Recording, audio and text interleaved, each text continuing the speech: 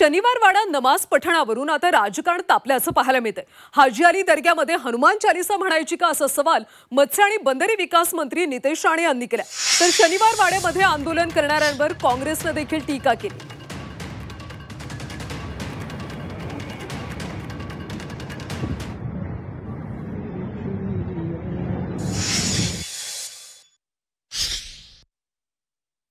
तर उद्या अगर आमचे हिंदुत्ववादी कार्यकर्ते उद्या हजिल्लीला जाऊन उभे राहिले आणि तिथे हनुमान चालीसा पठण सुरू केलं तर मग काय करायचं?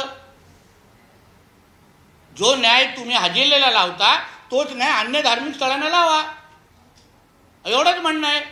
मग आज जे आमचे हिंदुत्ववादी कार्यकर्ते तिथे गेले, वातावरण कोण खराब करताय? कशाला तिथे नमाज पढायचा आहे? नमाज पढण्यासाठी काय देशात आणि राज्यात मस्जिदी कमी आहेत? जे तुम्हाला हिंदू धार्मिक स्थळांकडे कोण वातावरण खराब करणारे हे जिहादी मानसिकतेचे लोक आहेत। आणि मग उद्या हिंदू संघटनेने अगर आवाज उचलला तर चूक काय केली? म्हणून बोललो ना, उद्या हजेलीच्या इथे अगर अचानक जय हनुमानचा नारा दिला गेला तर मग कोण बोलू नये। आरेला कारेचा अगर विषय असेल ना तर हिंदू समाज पण आवाज उचलू शकतो। शनिवारवाडा म्हणजे यांना काही तीर्थस्थान देवस्थान वाटलं का?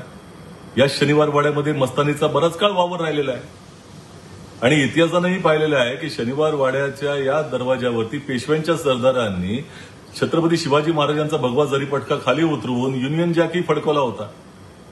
त्यामुळे तिथे विधात्याचं नाव घेतल्यानंतर याच्या पोटात दुखायला लागतं। तुम्ही तिथे जप करत बसा, तुम्हाला कोणी अडवलेलं आहे का? या शनिवारवाड्याच्या समोर आणि बाजूला पेशवेकालीन दर्गा आहे, त्यामुळे पेशव्यांना त्याची अडचण नव्हती। परंतु तुम्हाला जर अडचण असेल तर त्याच दर्ग्यांना शिवून तिथं हवा येते जिथं तुम्ही काल उभे होतात।